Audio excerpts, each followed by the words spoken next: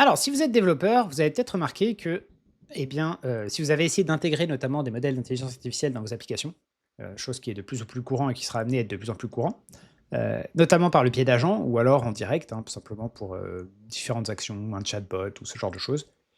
Eh bien, probablement que vous avez commencé à comparer les prix des différents modèles et à faire différents tests puisque les modèles, en fait, sont en train de se commoditiser. Globalement, des modèles, il y en a partout. Et la grosse différence, ça va être le prix versus la performance. Donc il va falloir trouver un bon compromis en fonction de la situation. Et en général, surtout sur les premiers usages qu'on fait avec, les modèles d'intelligence artificielle, on a plutôt tendance à essayer de faire des choses assez compliquées et qui nécessitent des modèles performants. Et quand on commence à faire ça, on se rend compte que la différence de prix entre les modèles américains et les modèles chinois, mais c'est waouh! C'est là, mais comment c'est possible? Les modèles chinois coûtent 3, 4, 5 fois moins cher, parfois 10 fois moins cher. Et du coup, d'un point de vue d'un développeur, j'ai essayé de comprendre pourquoi. Enfin, chez Dima, on a essayé de comprendre pourquoi est-ce que c'était aussi peu cher. Alors vous allez me dire pourquoi est-ce qu'on utilise, l'intelligence artificielle chez Dima? Eh bien parce qu'on a un chat communautaire. Dans ce chat communautaire, on propose, notamment un agent qui est spécialement entraîné, ce qu'on appelle le RAG. Hein, on a une mise en place d'un RAG. En fait, on a un agent qui est entraîné sur nos cours pour pouvoir répondre aux étudiants directement dans le chat. Donc pour faire ça, il faut beaucoup d'intelligence. D'une part, il faut déjà récupérer de la data de qualité, hein, donc qui provient essentiellement de nos corps écrits et également de nos vidéos. Et à partir de ça, on a ajouté également plein de choses. On a ajouté les documentations officielles, des blogs, des sources sûres. Et à partir de ça, eh bien, on va essayer de faire un gloubi-boulga pour trouver une réponse la plus qualitative possible et qui soit spécialisée dans un domaine en particulier. C'est ce qui permet à la réponse d'être qualitative par rapport à un modèle généraliste. Et donc, par ce biais, on a essayé plein de modèles. Avec Erwan notamment, on a essayé d'utiliser les modèles DeepSeek, on a essayé évidemment les modèles de Gemini, de Google, on a essayé OpenAI, on a essayé. Mais en fait, on s'est rendu compte très vite qu'au niveau des prix, ça allait pas le faire. C'était absolument impossible d'utiliser les modèles frontières. En tout cas, pour un usage via notre application. On rentrerait jamais dans nos frais. Du coup, on a commencé à se tourner vers des modèles qui étaient moins chers. Donc, on est allé du côté de Mistral, de DeepSeek, ouais, essentiellement Mistral et DeepSeek.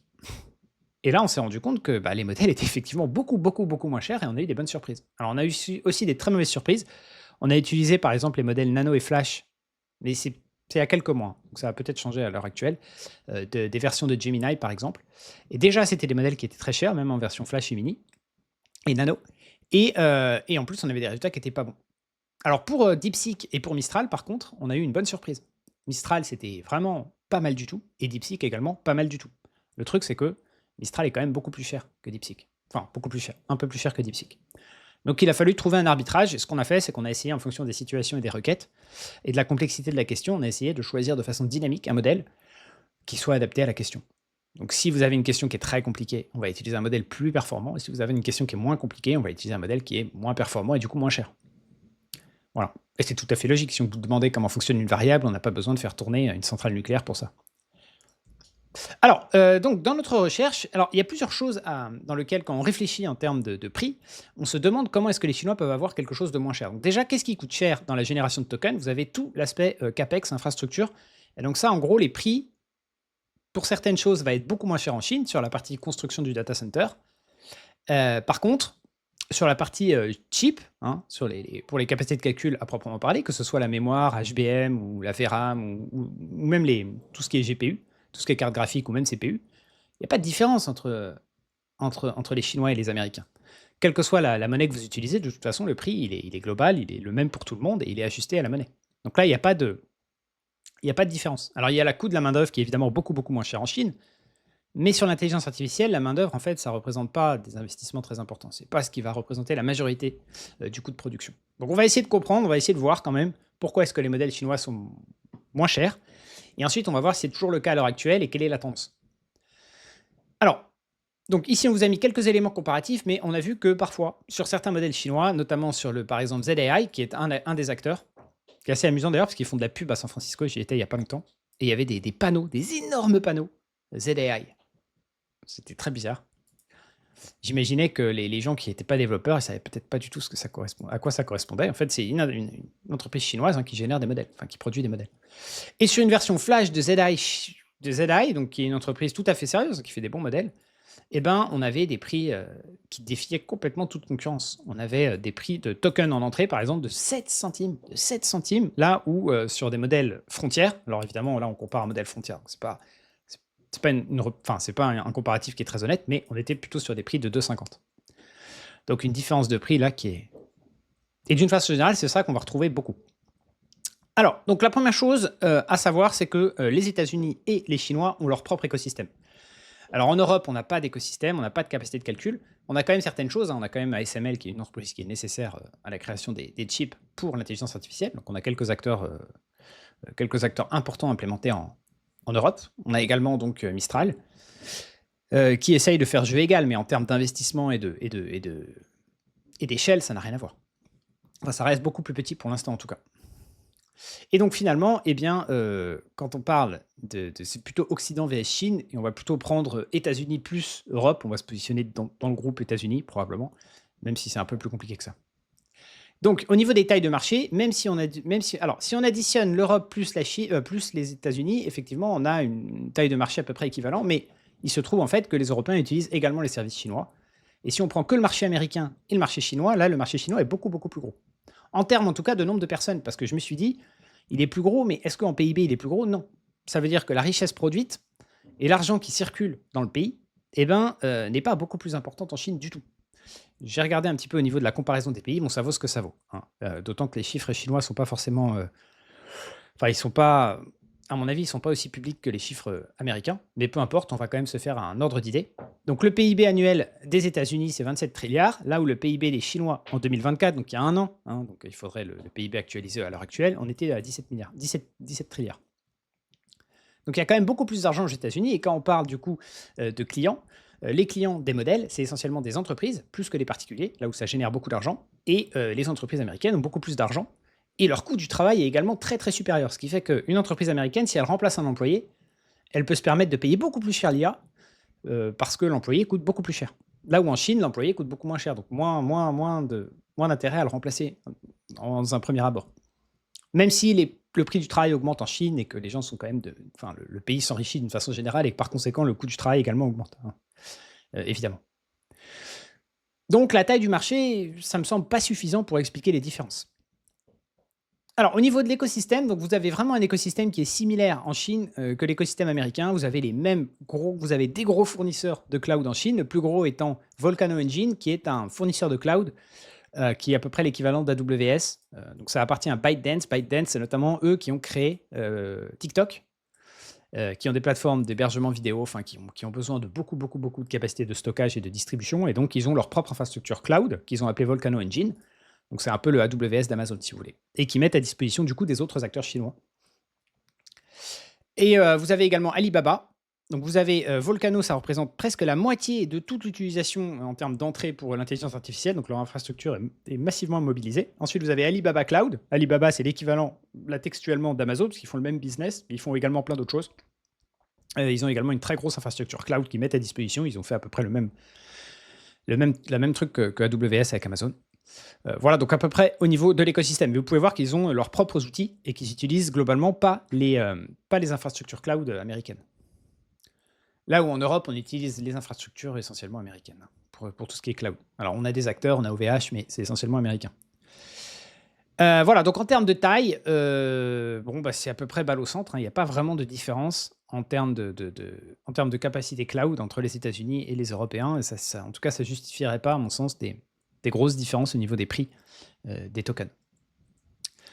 Donc là, on développe un peu plus dans l'article les différents écosystèmes. Et ensuite, ici, on arrive sur les comparatifs de prix de tokens. Alors évidemment, ça change très très vite. Là, on vous a mis des modèles, certains modèles. On ne vous a pas mis tous les modèles, mais pour que vous fassiez un ordre d'idée. Donc là, on retrouve des modèles chinois. Donc DeepSeek, qui est le plus connu en Europe, hein. Ils ont sorti récemment la version V4. Donc là, c'est la version Flash, qui est très très peu chère. Donc là, c'est les tokens d'entrée. Vous avez deux types de facturation, le token d'entrée et le token de sortie. Le token d'entrée, c'est le texte que vous générez, qu'il faut transformer en token. Plus ensuite, ça va être l'ensemble de tout le contexte, donc tout ce qu'on va apporter en entrée au modèle. Et ensuite, les tokens de sortie, c'est les tokens qui vont être générés par le modèle, qui sont évidemment beaucoup plus chers, puisqu'il faut de l'énergie pour générer un token, et il faut beaucoup moins d'énergie pour le récupérer en entrée. Pour transformer du texte en token, il faut beaucoup moins d'énergie que pour générer des tokens en sortie et ensuite le transformer en texte. Voilà, donc vous voyez au niveau des prix ici, en haut on a ZAI, on vous a pris des cas extrêmes. avec DeepSeek, et on retrouve ici Gemini qui est le premier, qui est déjà à 25 centimes, qui est déjà plus cher que les 3 autres. Et après, évidemment, il faut comparer en fonction des performances. Mais en tout cas, ce qu'on peut observer, c'est que sur les modèles les moins chers, les Chinois sont absolument partout. Ils ont une autre caractéristique, les Chinois, c'est qu'ils ont également des modèles qui sont open weight. C'est-à-dire que pour produire un modèle, vous avez une phase d'entraînement, c'est du machine learning, et à l'issue de cette phase d'entraînement, eh ben, vous avez des poids, hein, parce qu'un du machine learning, vous avez une grosse boîte avec plein d'interrupteurs, il faut régler les interrupteurs pour que ça fonctionne. Eh ben, les interrupteurs sont accessibles, c'est-à-dire la valeur des interrupteurs sont accessibles, c'est ça qu'on appelle un modèle open weight. Ça ne veut pas dire que vous connaissez toute la recette pour produire, pour produire ce résultat. Vous ne connaissez pas également toutes les transformations qui sont faites, enfin, toutes les étapes qui sont apportées après l'entraînement initial du modèle pour avoir le résultat final pour les clients. Mais vous avez quand même toute une base que vous pouvez ensuite utiliser chez vous sur vos infrastructures parce que c'est open weight, parce que le résultat du pré-entraînement du modèle est public. Alors ils font ça pourquoi? Ils font ça essentiellement pour essayer de concurrencer les Américains qui ont une avance encore considérable. Enfin considérable. On ne sait pas très bien en fait, parce qu'avec les Chinois, on ne sait pas très bien s'ils sont juste derrière, s'ils sont plus loin, on ne sait pas très bien. C'est très difficile de savoir. Mais d'une façon générale, le fait d'avoir des modèles open weight, c'est parce qu'ils voulaient rattraper donc leur retard. Ça permet également de les crédibiliser, puisque les Occidentaux notamment, peuvent utiliser leur modèle chez eux, sur leurs infrastructures, pour voir si c'est bien ou pas. Et donc on s'aperçoit que c'est très bien. Et ils ont également une compétition interne qui est redoutable. Alors aux États-Unis aussi, puisqu'on a Anthropic qui se bat avec OpenAI, qui se bat avec Google, mais Google, encore que Google, ils jouent à un autre jeu, puisque eux, ils essayent d'intégrer plutôt leur IA dans leurs produits déjà existants. Par contre, pour ce qui est d'Anthropic et OpenAI, eux, ils se battent pour l'utilisation pour les entreprises des tokens. Voilà, donc ils ont un écosystème qui est très très compétitif, qui les pousse également à faire de l'open weight. Ah oui, quelque chose d'intéressant également, les modèles frontières. Donc ce qu'on appelle un modèle frontière, c'est les modèles les plus performants. C'est des modèles, les Américains sont en avance. Clairement, il n'y a aucun modèle. Tout en haut, si on va ici sur LLM Leaderboard, qui est un site qui va permettre de référencer les différentes performances, qui va permettre de regrouper des benchmarks pour l'évaluation de la qualité des modèles, et ben on se retrouve ici avec tout en haut GPT, donc OpenAI et Anthropic. Et là, il n'y a pas de débat. Et la raison est assez simple, c'est parce qu'ils ont des problématiques d'approvisionnement en termes de GPU, les Chinois. Ils ont des problématiques au niveau de la récupération des cartes graphiques de NVIDIA, qui est le fournisseur de cartes graphiques du monde entier, pour l'instant. Et déjà, il y avait eu des interdictions de la part de Donald Trump à une époque d'envoyer des cartes graphiques, enfin de vendre des cartes graphiques de la part de NVIDIA. Et même si maintenant c'est autorisé, en réalité, NVIDIA en envoie très très peu, voire aucune. Parce qu'en fait, ils sont déjà complètement... tout est vendu déjà. Tout est vendu et tout a été vendu déjà aux entreprises américaines. De toute façon, il n'y a pas de production. Par conséquent, ils doivent trouver des façons de produire des modèles qui nécessitent moins de capacité de calcul. Ils doivent être ingénieux sur la façon dont ils créent leurs modèles. Et c'est pour ça qu'ils se sont spécialisés sur des modèles moyens de gamme ou entrée de gamme. Et ils ont trouvé des... Alors on se dit, est-ce qu'ils sont vraiment forts les Chinois? En fait, ils sont vraiment très très forts parce que si vous prenez DeepSeek par exemple, ils ont apporté énormément de choses sur l'amélioration de modèles entrée de gamme, parce qu'ils ont dû trouver des façons de concevoir les modèles qui sont différentes, parce que moins de capacité de calcul. Et en l'occurrence, ils ont apporté plein d'optimisations sur la partie entraînement des modèles, optimisation dont le mixture of experts, qui va consister en fait à avoir potentiellement un modèle avec beaucoup de paramètres, et dès qu'on va commencer à lire le contexte, on va essayer de comprendre, le modèle va essayer de comprendre dans quel domaine on va se situer. Et une fois qu'on a trouvé le domaine dans lequel on va se situer, on va restreindre considérablement l'ensemble des paramètres qui vont être utilisés à une sous-partie. C'est pour ça qu'on parle de mixture of experts, parce que du coup, il va y avoir plein de sous-parties, et chaque sous-partie va avoir son propre domaine d'expertise qui va permettre d'économiser énormément de calculs. Donc ça, c'était une très grosse optimisation. Il y a une autre optimisation, il y a d'autres optimisations qui ont été mises en place et qui ont été trouvées par les équipes de DeepSeek, notamment sur la partie fine-tuning, donc c'est une partie qui est après le pré-entraînement. Ils ont trouvé des moyens d'évaluer la qualité des réponses pour améliorer le fine-tuning sans utiliser forcément d'humains, ou en tout cas en étape supplémentaire. Et ça a permis d'augmenter considérablement le nombre de paramètres qu'on allait pouvoir utiliser. Voilà, et il y a d'autres optimisations, il y a plein d'autres optimisations, ils sont très très forts les Chinois, leurs scientifiques sont très très forts. Simplement, pour l'instant, voilà, ils n'ont pas les modèles frontières parce qu'ils ont des problèmes de capacité de calcul. Bon, je m'éloigne un petit peu.